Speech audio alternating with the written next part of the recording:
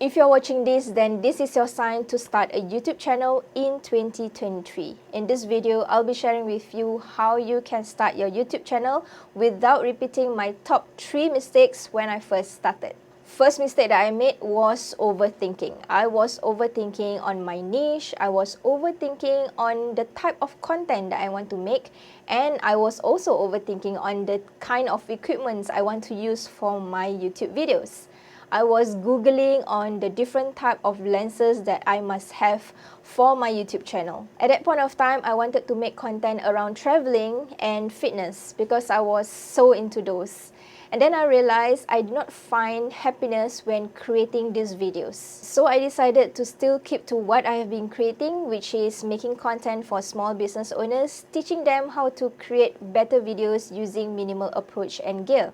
Throughout my journey on YouTube, there is always one question that is being asked to me. What kind of equipment are you using? But let me tell you, don't overthink this. Don't overthink the equipment, but instead I want you to master and build the skill of creating videos.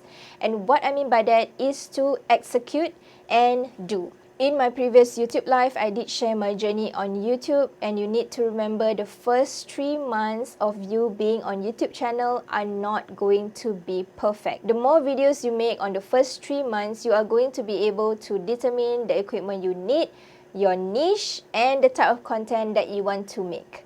Basically, you need to make content that can help someone on the other side of the camera. Second mistake I made was not releasing at least 2 videos before I launched my YouTube channel. I got so excited that I just uploaded one video, which is actually my introduction video, and that was it. And at that point of time, I was like, oh no, now my audience doesn't have any other videos to watch except for that one intro video. So I would recommend you to batch and release at least 2 videos and upload them at the same time. Best if you can batch record 4 videos if you want to have a weekly video release every month. This way, when you launch your YouTube channel, your audience will have 4 videos to binge watch. And here's a pro tip.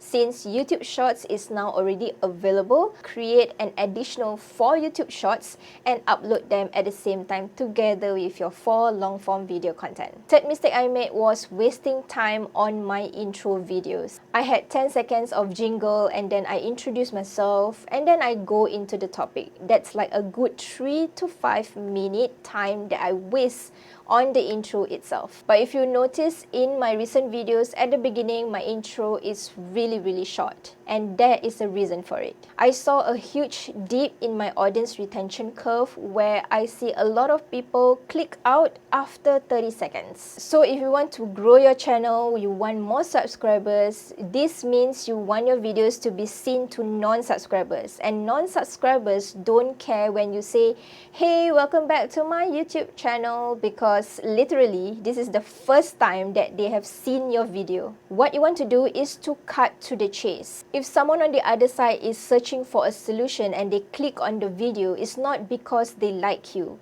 They click because they want to get content from you. They want to get help. They want to get support, and they want to get knowledge. So if you spend so much on the intro and not get to the point quickly, they are going to click away. Essentially, you want many people to stay on past 30 seconds mark. Now that you know the top 3 mistakes to avoid when starting your YouTube channel, I'll be sharing with you in my next video on my YouTube workflow, which you can steal right away. I appreciate you for watching, and I see you in this video.